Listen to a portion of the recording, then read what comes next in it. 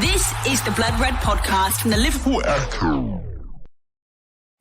It's the Blood Red podcast courtesy of the Liverpool Echo. I'm Guy Clarke. Thanks for downloading and joining us. Here on the agenda today, we'll be talking Mohamed Salah's contract demands, Gareth Southgate's Trent Alexander-Arnold experiment, plus we'll be digging deeper into the Reds' financial model and looking at more of the fallout from the lack of transfer activity during this summer. To analyse and evaluate all of that, we have three screens Squires, Theo Squires, who's got his big headset on today here on the Blood Red podcast, Dan Kay, and also offering some much needed expertise, our business of football writer, Dave Powell. Gents, I hope you're all well. Theo, I'll throw over to you first after trying to butcher the gag at your expense there in the intro.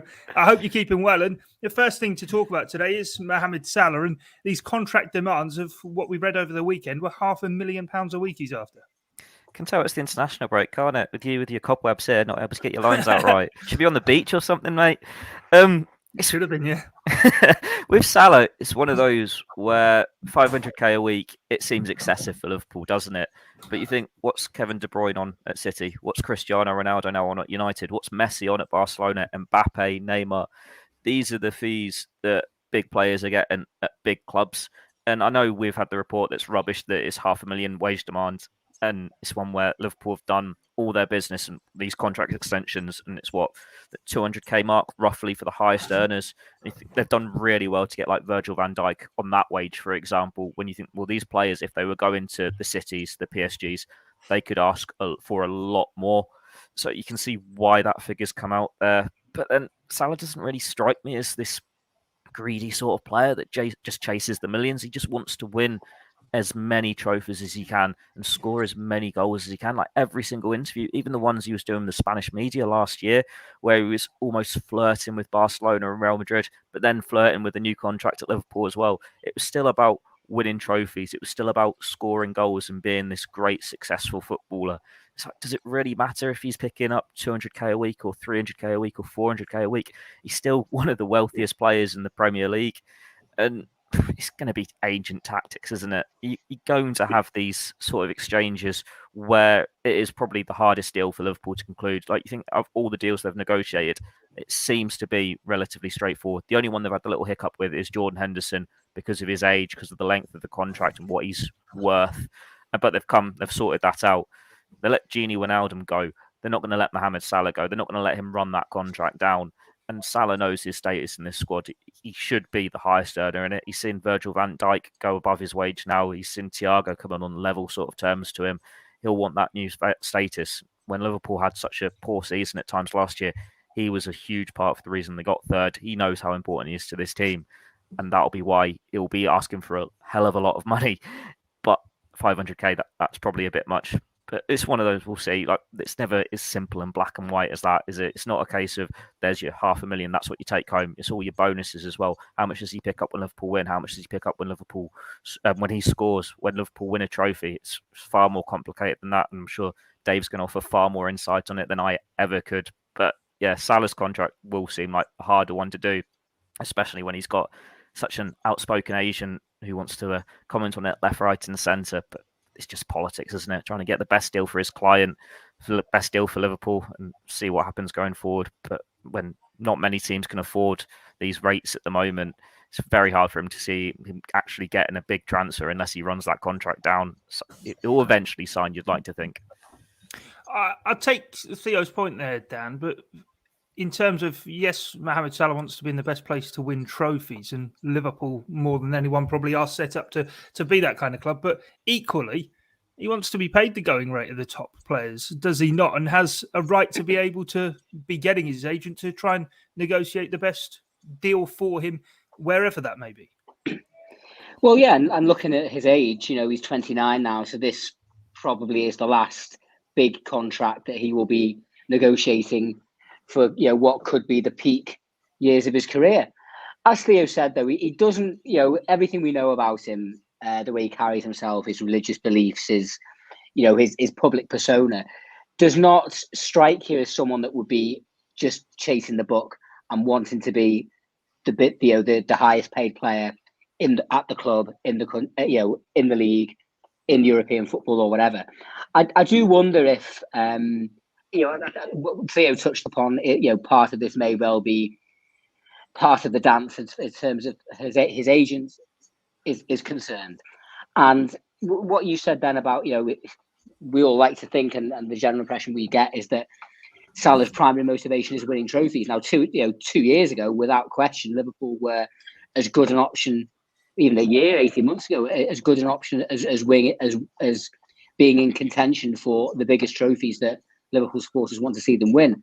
I'm not saying that they're not in contention for those now. However, as we know, a lot of the big clubs around the Premier League and around Europe have strengthened considerably. Liverpool haven't. If there is some kind of doubt in Salah and his agent's mind that maybe they don't feel Liverpool are going to be quite as competitive this season, next season, the season afterwards, then possibly this could be part of a tactic to kind of help engineer an exit strategy.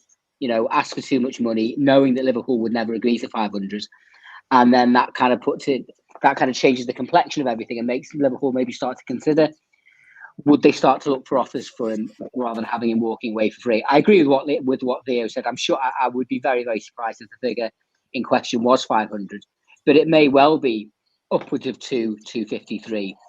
And this is obviously a very, very delicate situation that Liverpool are going to need to handle with an awful lot of care, because as we've said on numerous occasions over the last year to 18 months, eventually they are going to have to break up this front three, who are all 29 now. But realistically, who is going to pay top money for Salah in terms of a transfer fee, in terms of his contract and everything else? And Liverpool don't really want to get themselves embroiled in a game of brinkmanship here, and for all of a sudden to be reaching the point, certainly in January, but particularly this time next year, when he'd be 1 year away from the end of his contract, where all of a sudden they find themselves pushed into a corner. So it's all a bit of smoke and mirrors, isn't it? And no one really knows what's going on behind the scenes apart from those directly involved. But you would hope that Liverpool would look to get this tied down as soon as possible, because the nature of Salah and his astonishing impact since he's come to Liverpool means that the longer this drags on, the more it could become a problem for Liverpool. Yeah, Dave, you're the man who keeps an eye on the accounts for us at the Echo regarding Liverpool. Great to have you with us here on today's podcast, and I feel your expertise is going to be very much needed. I'm sure it probably won't just be me throwing questions your way as well as we go on. But in terms of how Liverpool have systematically through the course of the summer done these contract renewals, do you think it's kind of no surprise that they've sorted out the goalkeeper, a lot of the defensive and midfield players, and now getting towards Salah, kind of isolating that negotiation, because it is going to be a real key one for them? Yeah, they've gone through the kind of the spine of the side, haven't they? And I think the most taxing, the most difficult one to get over the line is the one that they still have in play at the moment, which is obviously Salah. There's a few things, and both Dan and Theo have touched on them. And I think the biggest thing in the market, if FSG, or we'll just say Liverpool now, but obviously it's ultimately FSG who are making the decisions here. It's in terms of where the money goes and is spent. I think if they have an issue with whether or not they were going to get this deal over the line, then they would have made a play to try and move him on this summer when there were actual people in play in the marketplace. Obviously, PSG have done their business. Just looking at it, I don't think he goes to anywhere in the Premier League, anywhere else. I think that money now is being spent. The clubs where he could possibly land, I mean, would Chelsea make a play for him? I don't know whether that kind of fits in with what their next move would be, because they'd be taking on another cumbersome contract for a player who's 29 years old. United have already done their business. Would he fancy a return to Chelsea after how it panned out there last time? No. Would Bayern Munich in the Bundesliga, they can spend money. Would he finish his career in the Bundesliga? Is that more kudos than winning trophies in the Premier League? I'd say no. And then obviously you've got Barcelona, who can't spend money, and that's every transfer window since the year dot. You always expect the main players to be Barcelona, Real Madrid. Now, for me, that whole Kylian Mbappe thing was bluster for this summer. I think they already knew that PSG weren't selling Mbappe to them, so it's a great PR stunt in terms of offer some money. It looks like we're still at the table, but in reality, they're not. I don't see how he improves his chances of winning trophies with either of Barcelona or Real Madrid at present, unless you wanted to try and win La Liga. I don't think either of those teams come close to winning the Champions League this year. And then you're looking at PSG, who've just added arguably the greatest player that's ever played football, and about 6 or 7 other stars. I mean, they've still got room to manoeuvre, but if we're talking about a £500,000 contract, they haven't got the wiggle room to be able to. I mean, it took them some accounting theatrics, I suppose, to try and get the Messi deal done. How you try and square another £500,000 on top of your own wage bill that you've got now, I don't see how it happens. So my feeling is that all this is it's like agents are bluster. The whole thing is, there's a seed planted somewhere and it drives the marketplace up, or it brings out those who might have an interest. But ultimately, I think we all know that Liverpool aren't going to spend £500,000 on wages for a player. It absolutely blows the very structured wage payroll bill at Liverpool out the water. I mean, because your top earners are all roughly on around the same amount, and that's the way it should be. I find it's hard to believe that they would increase his wages by £300,000, knowing that he's going to have his best years past. We don't know yet. He's 29. You're going to be offering a 5-year deal to someone who's going to be in his 30s by the time it runs out. The value is going to decrease every year. But on the flip side of that, I think that his agent has probably cottoned onto the fact that given Liverpool's lack of transfer spend in this window and the kind of unrest among some fans, that they will know that Liverpool will need to pay more to keep him to avoid some kind of fallout, because ultimately they lose Salah and don't add anyone, or they're resigned to losing Salah, then the whole mood flips again, doesn't it? So yeah, it's a very delicate situation, but it's one that I just don't see him placed anywhere else. If it's about winning trophies, I'd argue in terms of where he's going to play, where he's going to actually get paid roughly what he wants, and where he's going to have a chance of winning something, it's probably Liverpool's best bet.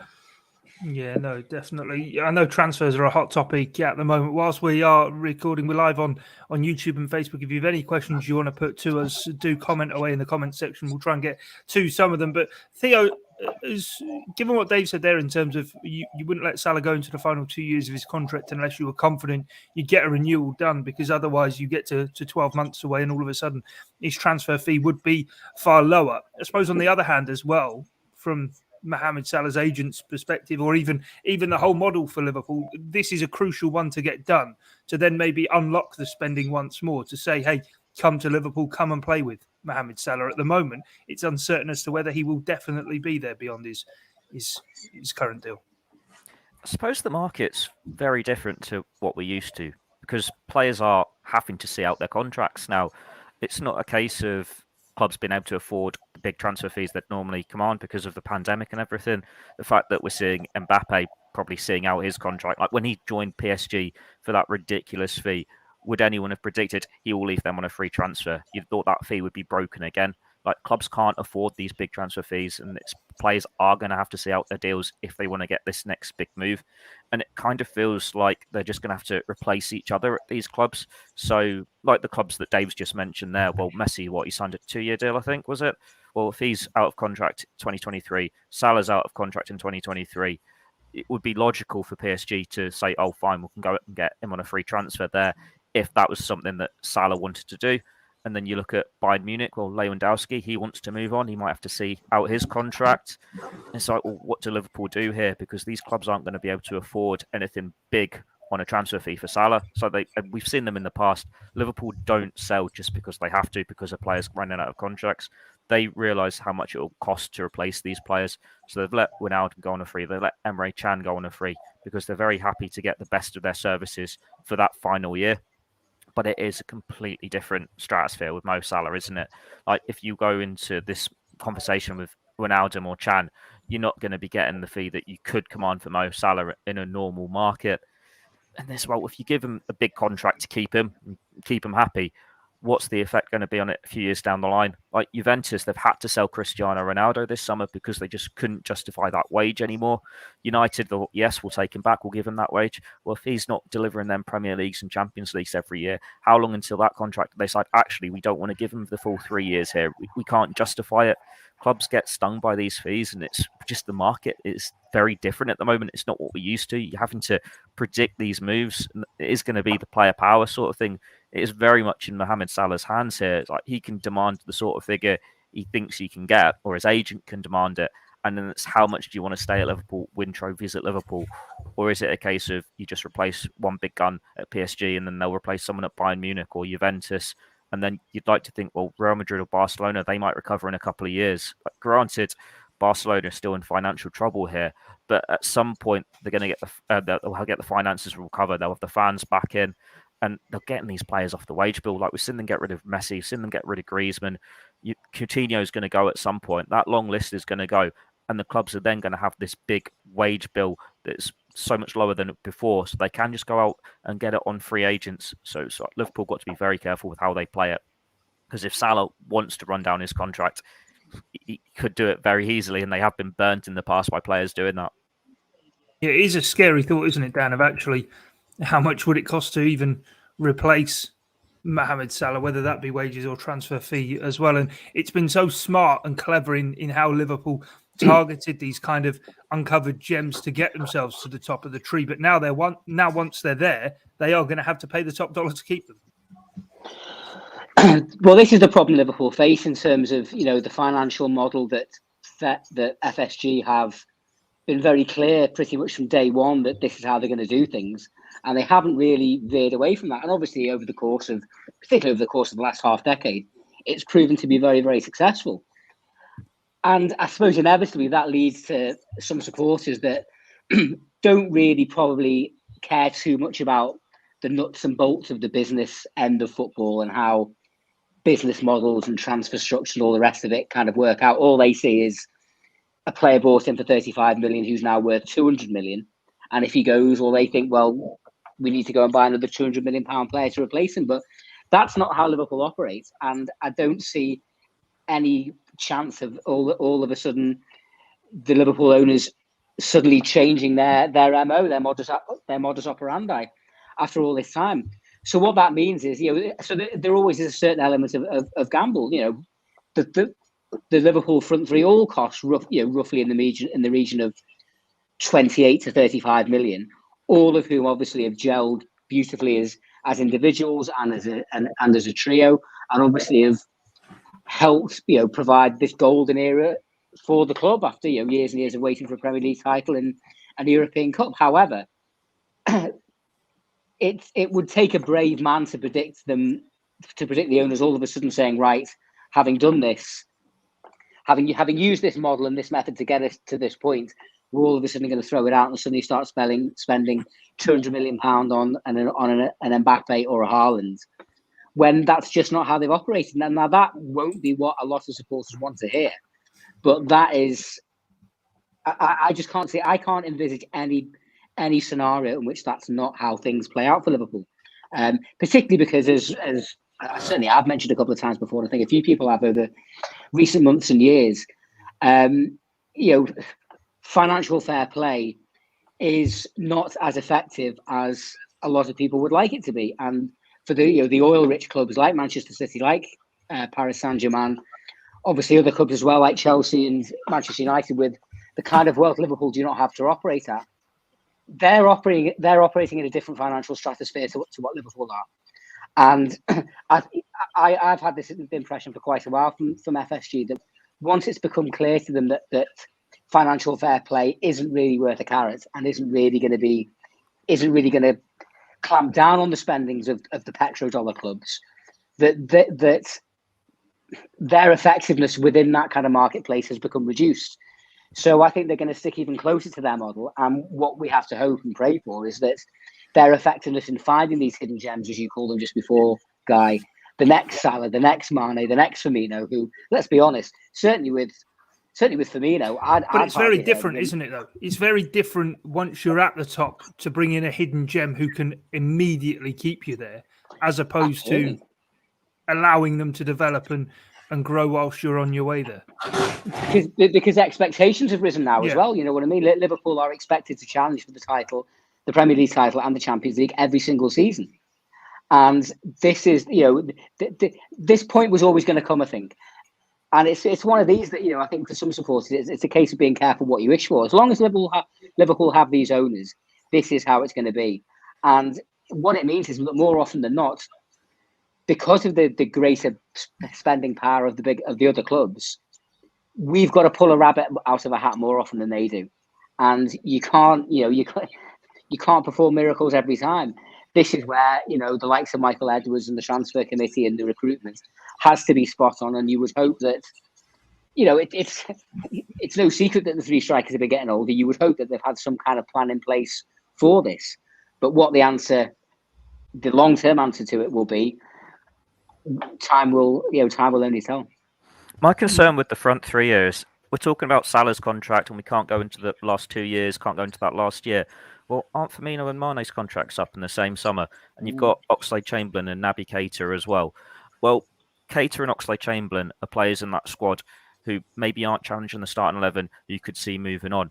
And think, well, who's going to buy them? Who's going to spend a good fee on them that Liverpool then can go and reinvest in the squad? Like, they're going to make a loss on Naby Keita. I think we can safely say that now. He is going to have the season of his life to get his value protected. But if he has the season of his life, he'll probably stay at Liverpool and earn that new deal. But then it's with the front three. Well, Salah's obviously the priority there. His performances throughout his career, throughout his time at Liverpool, have ensured that. But then where does Mane come in the pecking order? Where does Firmino come in the pecking order? Like, you can't really keep all three of them because they're going to be aging. And then it's like, well, what do you do with them? They need to sell players to get the money back into the club to then go and buy someone else, to free up the wages to go and buy someone else and reward other players. What are you saying then? We've got this comment on screen from Peter, who's got in touch and says, haven't seen that Firmino's getting a new contract.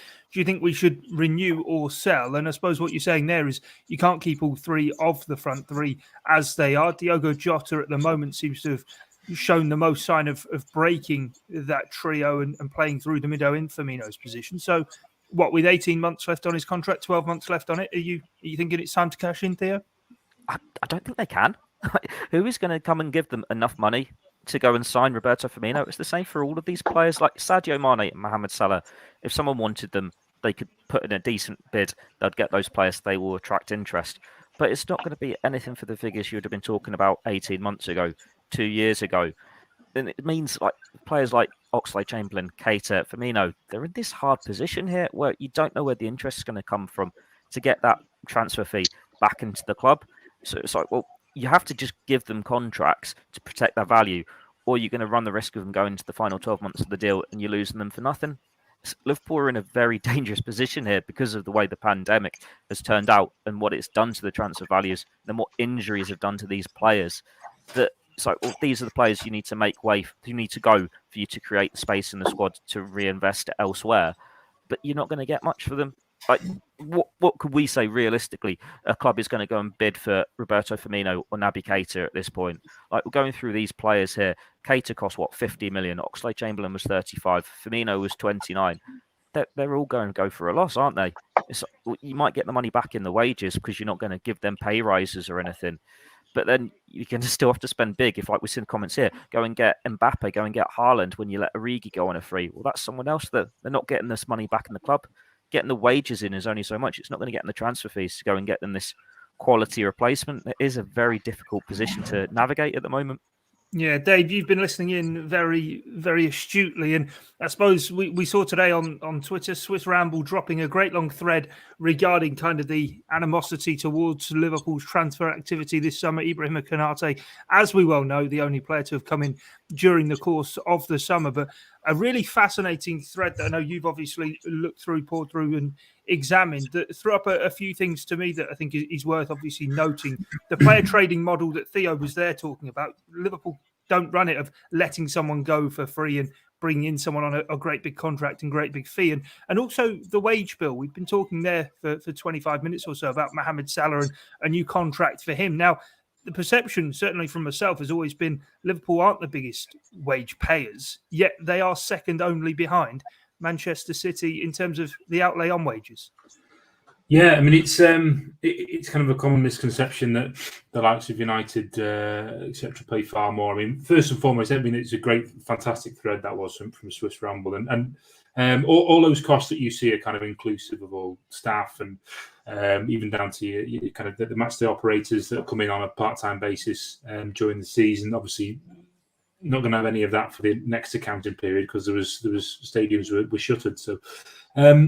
But yeah, I mean, largely Liverpool's rise over the past, let's say, 5 years has been built upon success on the pitch. They made kind of investment through better standard of players, reinvesting money from kind of 2016 onwards, to the point where that raises your wage bill up, and also wages have risen across football as well. But FSG kind of previously, like the Red Sox, have operated on this model whereby they like to incentivize contracts, so it kind of promotes strong performance on the pitch or in the baseball field or wherever you want to use the parlance. But what that does is it kind of means what they've effectively done, they spread the kind of the payroll across the club. So I mean, there is a wage structure there. You look at it, so all the big earners earn roughly the same. I mean, it's a very harmonious squad, isn't it? And that's kind of something which has been really kind of the drum has been beaten by Jurgen Klopp in terms of squad harmony and making sure that all that is kind of something which is boxed off. And with that comes people being rewarded for their own role within a team. And there's no. You look at some clubs, there can be earners who are getting. Especially if you look at somewhere like Italy, so you could go to Italian football. That's when Ronaldo was there, and someone who was playing alongside him in the 11 would likely be earning an absolute fraction of what he was on. Even that, they're doing effectively the same job in 90 minutes. Obviously Ronaldo's is their tasked with scoring the goals, but ultimately not everyone's rewarded in a similar way. But with incentivized contracts means that if you do achieve success, then you're going to have to pay. So the wage bill rose considerably after the Champions League win because those figures were accounted through bonus payments into the accounts for the year ending May 2019. So that was rewarding success. So I don't know how, in terms of how the breakdown is for individuals, what they get, but you would imagine that there are some for winning club football's greatest prize. You imagine the bonuses are quite healthy, and on the back of that, Liverpool then win the Premier League the year after. Now that hasn't been accounted for in the most recent accounting period because the season was postponed due to COVID. So we're probably going to see that next season, and then we're going to see the likes of Jota and Thiago added to the wage bill. And Thiago wasn't an insignificant amount added to the wage bill either. That was it was kind of more of a deal to get worked into the payroll than it was to actually pay the transfer fee. It kind of masks how big of a deal that actually was financially for Liverpool. And bringing Thiago on board because he is one of the club's highest earners. Whereas the transfer fee kind of masks that as being just kind of a kind of middle of the road business for a good player. So there's going to be more pain coming down the tracks for that. And obviously, you look at United and say, why haven't United so low? Then there's a number of factors behind that. It could be that they have a real kind of discrepancy with how well they pay their best performers and the rest of the squad, and also the fact that they've not been very successful on the pitch. So ultimately, bonus payments have probably been few and far between. I mean, in reality, if they would have missed out on the Champions League a couple of seasons in a row, then they would have actually owed money back to Adidas for kind of penalties in terms of not keeping up their end of the bargain. So, and Chelsea's success in the Champions League hasn't been accounted for in these figures yet because obviously that occurred in the most recent period. So basically, you're looking at Chelsea haven't won the Premier League since, when was it, 2017? Last time Chelsea won the Premier League. Europa League, your bonuses for winning the Europa League, clubs factoring that are going to be minimal because the rewards aren't there financially for getting further in that far in the competition, so they'd be minimal. Whereas the rewards from the Champions League outstrip anything you could get anywhere else. So hence the reason why the players share in that pot. But yeah, it's almost Liverpool have been punished for their own success on the pitch now because they've got this high wage bill.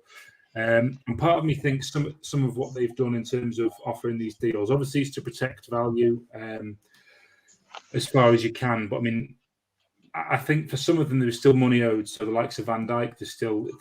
So to explain amortization, it's basically, a transfer fee appears in a club's accounts as a breakdown of what it's worth over 5 years. So say when Van Dijk signed to Liverpool for 75 million, you break that down over 5 years, that's 15 million.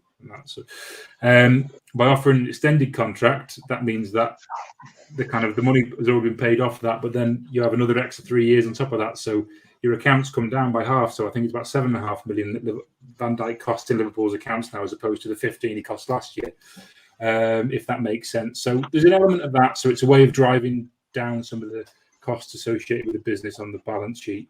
But ultimately, touching on kind of what Theo said before, I just think there's not much room for Liverpool to go anywhere. And I think maintaining status quo is probably their best bet, and hoping that the market kind of starts to correct itself. But the problem they're going to have is that they are going to have to invest heavily in 2 or 3 years' time, because maybe sooner than that.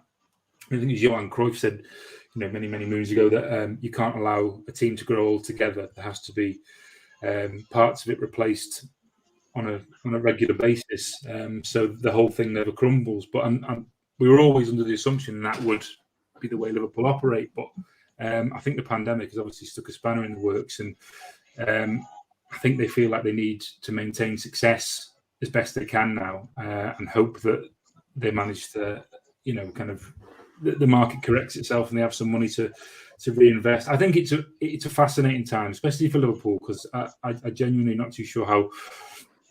I don't think they know how they're going to play it just yet. I think it just seems to be a case of maintaining the status quo at the moment gives them the best chance of success, and also is probably the best way forward for the balance sheet. Yeah, most definitely. So basically, just win the Champions League a couple of times and they'll be fine.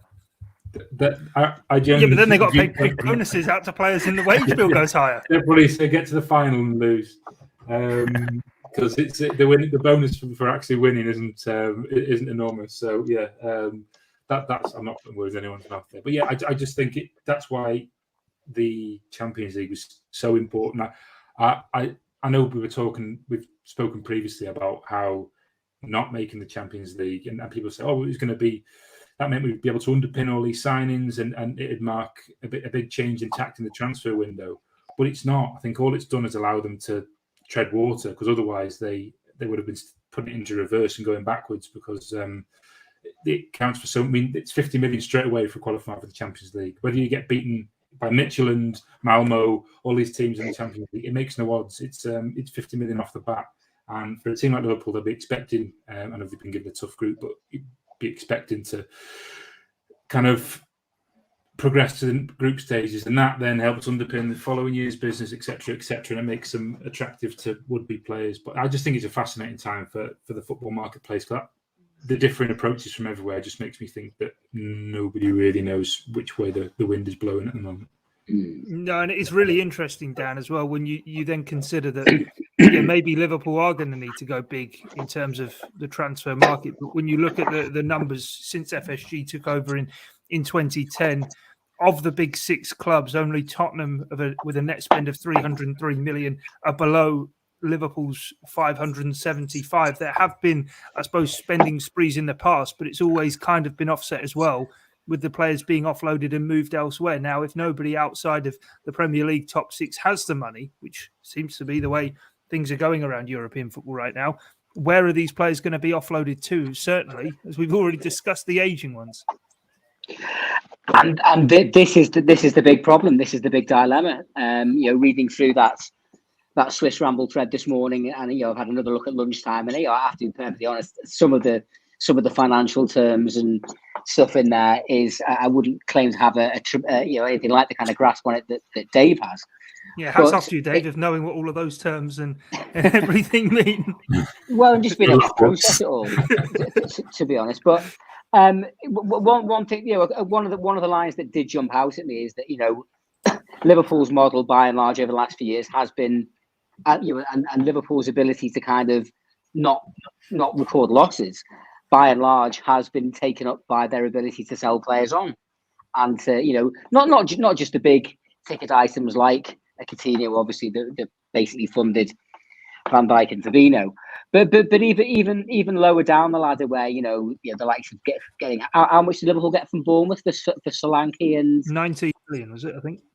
And wasn't it? And Solanke and there was about 15 million for Ibe as well. Yeah, Brad Smith went for 6, didn't he? Ryan Brewster last summer to Sheffield United. Yeah, 22.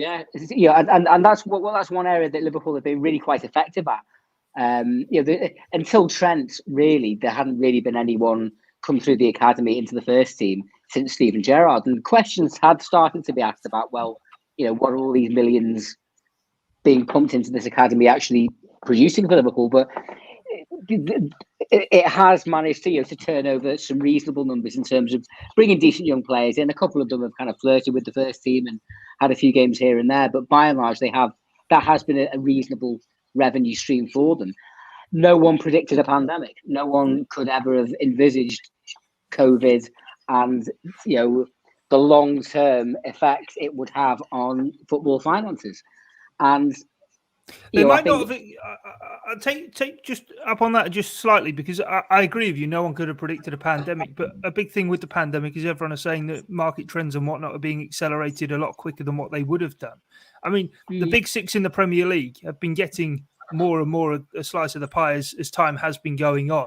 And surely there was going to come a point, regardless, where the rest of European football began to think, actually, how do we keep up? And obviously that came to a head with the European Super League idea. But surely, eventually, that kind of issue would have arose. The Arsenal fan here still pushing the big six. Financially, mate. Look at the revenue. And the transfer spend this summer. Yeah. Well, enjoy the open top bus tour for your revenue, whenever that comes out. But the bubble was always going to burst. I mean, I say that as someone that's been a football supporter all my life and very much was involved in football fanzines and so on in the 90s and the early noughties when football started to change. And people used to say about the golden goose and the money coming into the game, and eventually the bubble will burst. Well, what is it, 30 years next year since the Premier League started, and it's still, it's bigger and greater and more rich than it ever was before. So while other clubs, other leagues, other countries might have been trying to come up with plans and ruses as to how they could close that gap, I don't really see any evidence that any of them really have. I mean, Real Madrid and Barcelona in many ways are kind of separate entities on their own, really, aren't they? They're their own kind of. I don't think you can really put them in terms of the overall trends around Europe. But the reality is, English football, the English Premier League, does seem to have this unslakable appeal right around the world, particularly in the Far East. And obviously, the clubs have become very, very savvy, very well versed in how to maximise that interest and how to monetize it, and that's what's kept giving them this financial advantage, this competitive advantage above a lot of their rivals in other clubs. I think one of the other lines that kind of stuck out to me from Swiss Ramble was the fact that Liverpool, in terms of Liverpool's growth in terms of revenue, obviously it's been significant since Fenway came in, and obviously they've revitalised and really kind of made the commercial side of the club punch its weight in a way that it never did before. But the problem is a lot of that revenue growth has been eaten up by higher costs, and so it ultimately comes down to cash flow, doesn't it? And a lot of Liverpool's wealth is still tied up in the assets that they've got. So it does feel like everyone's stuck on a bit of a merry-go-round at the moment until clubs, a strata or two below Liverpool are able to start buying the kind of players from Liverpool and other clubs like Liverpool to get those kind of revenues coming in. Clubs that are endeavouring to run a type ship like Liverpool are just not going to have that spare cash, whereas other clubs, your Cities, your Parises, in Chelsea and United to a certain degree, they're able to gamble financially in a way that Liverpool can't, or certainly Liverpool won't. Whether they can or they can't, they won't, because that's just not how they're going to do business. Right, so the take home from today's podcast is get to the Champions League final and lose, then drop out the top four for a couple of seasons and allow one of the others to get in there so they get some money to buy the squad players to then go again. It's like football goes in cycles or something. Anyway, we're going to move on from all of that. Exactly. If you want more, go to the Swiss Ramble Twitter feed and check out the full thread. We have got plenty of the reaction to it across on the Liverpool Echo website as well. Dave and Ian Doyle as well, having written pieces around the sort of financial story around Liverpool. But before we go, we do want to talk about Trent Alexander-Arnold, Theo, and the fact he was played in midfield for England against Andorra. What did you make of it? I didn't watch it, so this is going to be an easy one to answer. Yeah, hey, I did my England duty in the summer, mate. I was going to say you were at every game. I was confident you were going to have seen it. No, it's one where it's always been an ongoing debate, hasn't it? Trent in midfield, but he's the best right back in the world. And it's Southgate, I think he hinted, didn't he, before the Euros that he saw Trent as a midfield option for him. But England don't play the same way as Liverpool. Liverpool have got so many midfielders that whilst there was that initial debate when Trent was coming through and we're trying to work out what would be his best position long term, but then he just turned out to be an amazing right back. So it's one where it will be an option for their Liverpool one day, but don't need him to be there, do you? When you've got Curtis Jones and Harvey Elliott as the next generation coming through, and you've still got Henderson, Thiago, Fabinho, Oxlade-Chamberlain, Keita, James Milner. They don't need him in this midfield. It's only when you get rid of Thiago, when you get rid of Henderson, you get rid of Milner, and then, we might not go and spend big on a new midfielder because we want to put Trent there because Nico Williams has actually turned out to be a decent right back. But for the time, it is very much, he's a good right back, but he's got the attributes to be this great playmaker in midfield, doesn't he? Because we know how good his passing is, we know how good his crossing is. He is better defensively than he gets credit for, but he's one of those players you can just play him anywhere and he'd do a good job. It's not like Andy Robertson where you put him right wing back and Scotland fall apart. Trent is just a very naturally gifted footballer. But Liverpool's success has come from him playing in this right back role where he plays to his strengths. He can get forward, he can put those crosses in, he can be this playmaker. He's been said like he's Kevin De Bruyne at right back, yet he still gets those assist returns. Granted, he didn't last year without Virgil van Dijk's protection. Fabinho wasn't in midfield, but they've got those key cogs back now, so you can see the real Trent again. So, yeah, let Southgate have this little experiment. Let Southgate have him as this midfielder just to get him some game time. Don't think Liverpool fans care if he's playing for England or not. It gives them a chance to see whether he'd fit this role long term for them. But he's still best right back in the world. So there's no need for Liverpool to change his position anytime soon. And I think that's why, on Merseyside at least, that conversation is maybe not as loud as it would have been a couple of years ago. Yeah, definitely. And Dan, I suppose Jurgen Klopp may well have been right all along. 45 minutes against Andorra in midfield before being put back to right back. He might as well have come and played against us down at the pits and seen if he could hack it in the midfield. I don't know if he'd be able to cope with Theo Squires once he gets in one of those corners with like a human threshing machine there. Yeah, I mean, I have to admit I didn't watch the match either. I was aware that they were going to give him a go in midfield. I think it seems like one of the reasons for this desire to do this is because for whatever reason it's decided he's second or third or fourth even in the pecking order at right back. I think what you want as a football supporter, I'm sure what Jurgen Klopp wants is players who are versatile that can play in more than one position. Over the course of a game, sometimes even the course of a half. As Theo said, Trent's ability and his ability to read the game and dictate the game sometimes from the right flank, from the fullback position, means that he's very well suited to how Liverpool play. I'm of an age when I've seen England ruin or attempt to ruin certainly numerous Liverpool players through playing them in the wrong position or overplaying them or injuries or whatever. So I'm a little concerned that I hope this doesn't become like a big national campaign to show him in at right back. But Jurgen Klopp, I think it's safe to say, will not be swayed by the media or Gareth Southgate or whatever kind of narrative comes on the back of this. He knows where Trent's best position is and where he's most effective for Liverpool. And I think we can enjoy seeing him at right back and obviously bombing forward and getting down that right flank for Liverpool for quite some time yet. I don't expect to see him in the midfield for Liverpool for years yet, if at all. Yeah, no, Dave, it's just one of those, isn't it? Now then, let's wrap up the international football and get back to the club stuff, the good stuff.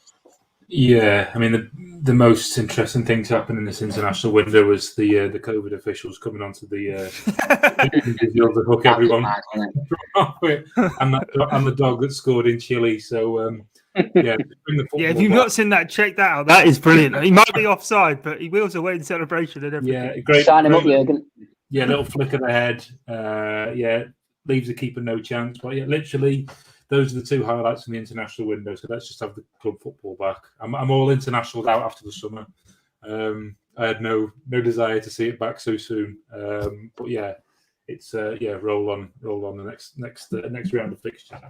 Yeah, no, most definitely right. Liverpool, of course, back in Premier League action at the weekend. Trip to Elland Road to take on Leeds United. If you want more of the financial stuff we've discussed today, do make sure that you sign up for this week's Blood Red Club podcast. It will be with Dave and Matt Addison talking through even more of the financial state at Liverpool and fallout from the transfer window. Just head to bloodredpodcast.co.uk, leave your email address, and the weekly Blood Red Club podcast will find its way directly to your email inbox. But from myself, Guy Clarke, Dave Powell, Dan Kay, and Theo Squires, thanks for your time and company. It's bye for now. This is the Blood Red podcast from the Liverpool Echo.